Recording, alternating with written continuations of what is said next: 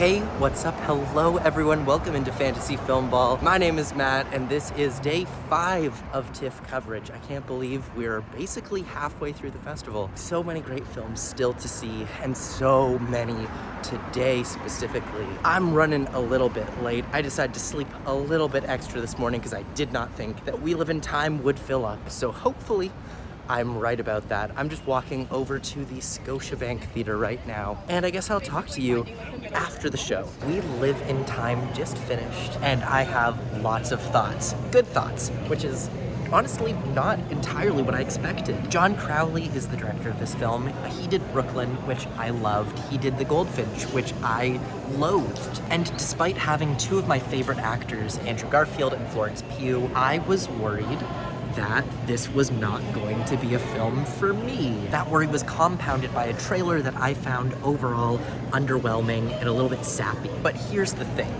I loved it. I loved every second of We Live in Time. What a wonderful, heartfelt, and sincere romantic drama. We Live in Time tells the story of a couple. There's not much special about them. One is an IT guy, one is a chef. They live ordinary lives. And the film takes a non-linear approach to telling the story of their relationship, jumping between moments, the start of their relationship, the middle, and the end. It's not an end caused by arguments or divorce, an end caused by Florence Pugh's character's battle with cancer. The film is all about the little moments in life, enjoying the time that we have left and appreciating what is in front of us rather than what's ahead or what's behind. It's a heartfelt, touching story about living in the moment, living in the now, because the now is truly all we have and it's all that matters. When I say that this film is deeply sincere, it really never feels like it's trying to wring emotions out of you. So many movies like this, so many romantic dramas are dead set on getting you to feel something, getting you to cry. And while you probably will cry watching We Live in Time, it's not hovering over your shoulder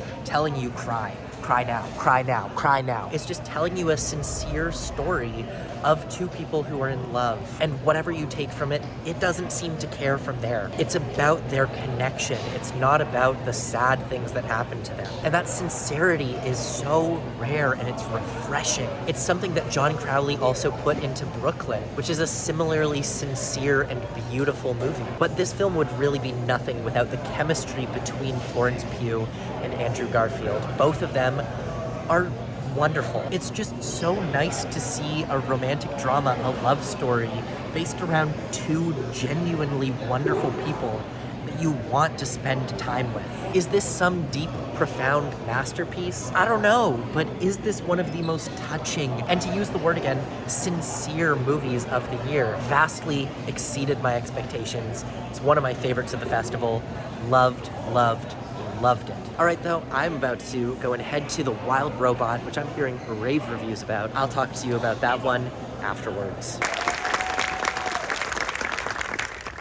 The Wild Robot. Wow. What a triumphant, beautiful, heartfelt animated film. Chris Sanders, one of the legends of animation, part of the duo behind Lilo and Stitch, the How to Train Your Dragon series. This, I believe, is his first solo feature film, and it has all the heart that I've definitely come to expect from his work. The Wild Robot is, of course, about a robot that wakes up in the wilderness. After months of walking around trying to help out the animals, it ends up learning their language, becoming able to communicate with the animals, and ends up becoming the mother to a very small gosling, teaching it how to fly, how to swim, and how to survive on its own.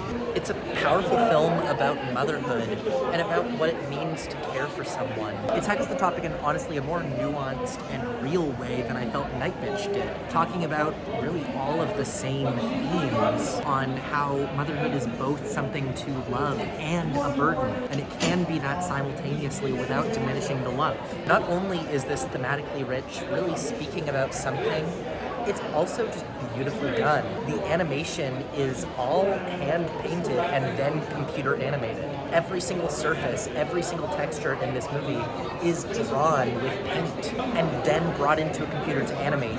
Chris Sanders, who gave an introduction to the movie, talked about how groundbreaking these techniques are.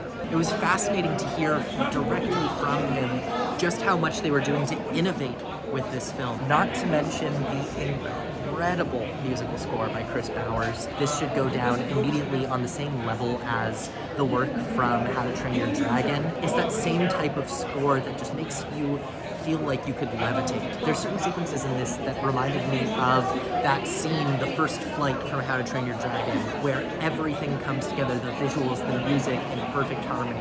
The Wild Robot is excellent. This is one of those films that's going to be beloved by everyone, from parents, families, kids. I think this is going to be a new DreamWorks classic. That said, I do think some people are overhyping it a little bit too much in terms of Oscar chances.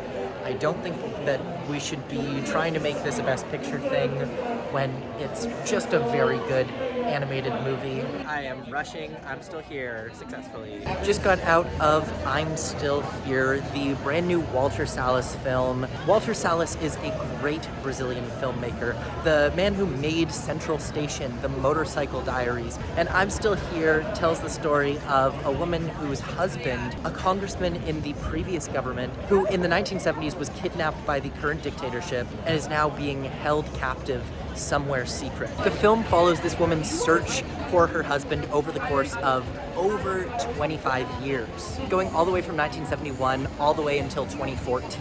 In a country where the ruling powers are the ones at fault, the ones causing the crimes, who is there to hold them accountable? Now that said, I did find a lot of this movie to be a bit of a struggle to get through.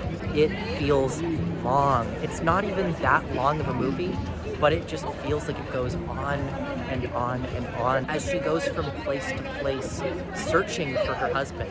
Much of it feels like it goes a little bit in circles, and when so much of the movie is just the same task repeated, it does become a little bit hard to become all that attached to the plot. Fernanda Torres, however, is incredible in the film. She really shines and shows this stubborn determination.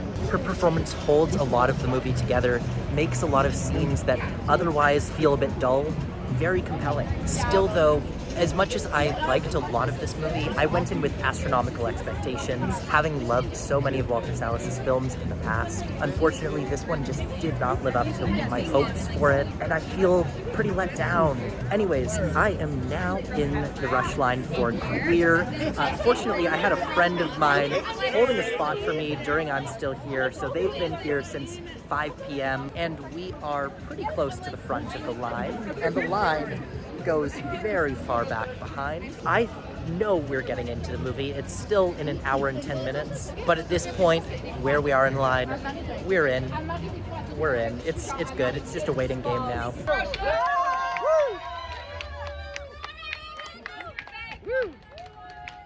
Bags open, passes ready. All right.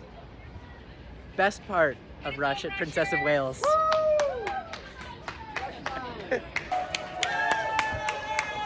Go, go, go!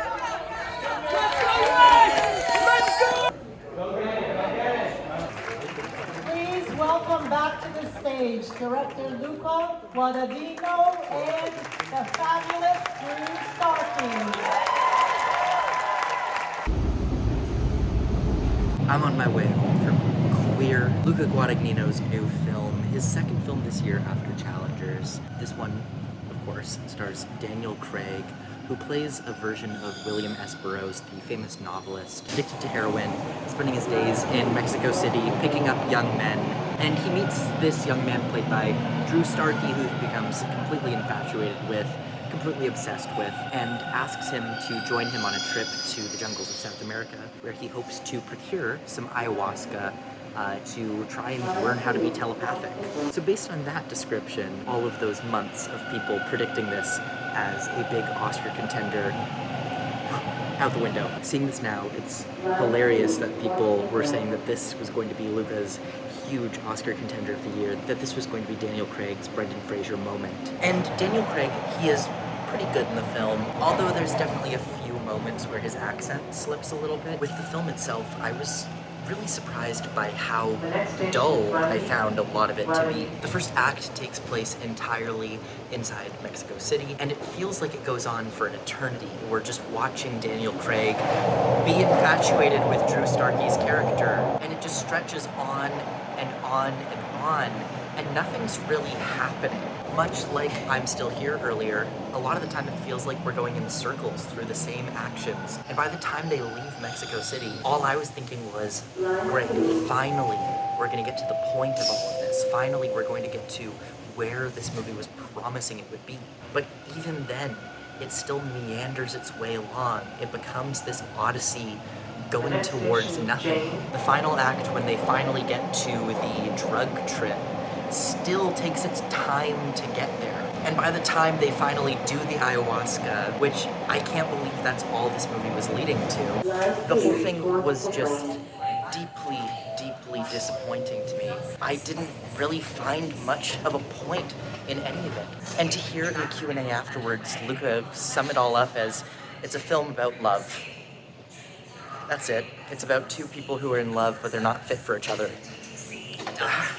That's not a satisfying explanation to what we just saw. It is exactly the film it seems on its surface. And the film it seems to be just isn't that interesting. And I will also say that for a film called Queer, I was surprised by how not queer this film actually was. Beyond a few explicit sex sequences, which, to be honest, don't actually even go as far as they could go. Even the cinematic language that Luca Guadagnino is using doesn't feel all that rooted in the history of queer cinema. He mentioned in the Q&A that he was mostly drawing from Michael Powell, the filmmaker who did The Red Shoes, as well as Matter of Life and Death, Tales of Hoffman, many excellent films. But I can't help but feel like a film called Queer, about the midlife crisis of a drug-addicted queer man in Mexico City trying to take some drugs,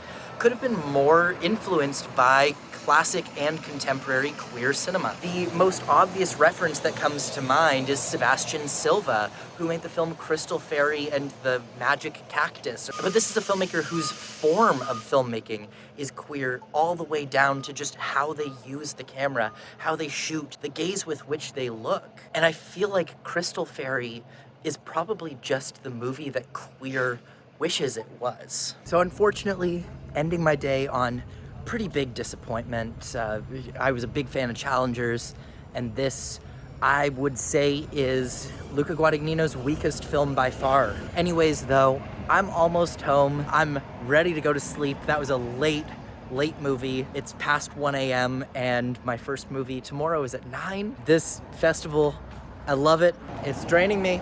Anyways, I will see you again tomorrow. Thank you so much for watching. As always, my name's Matt, and this has been Fantasy Filmball.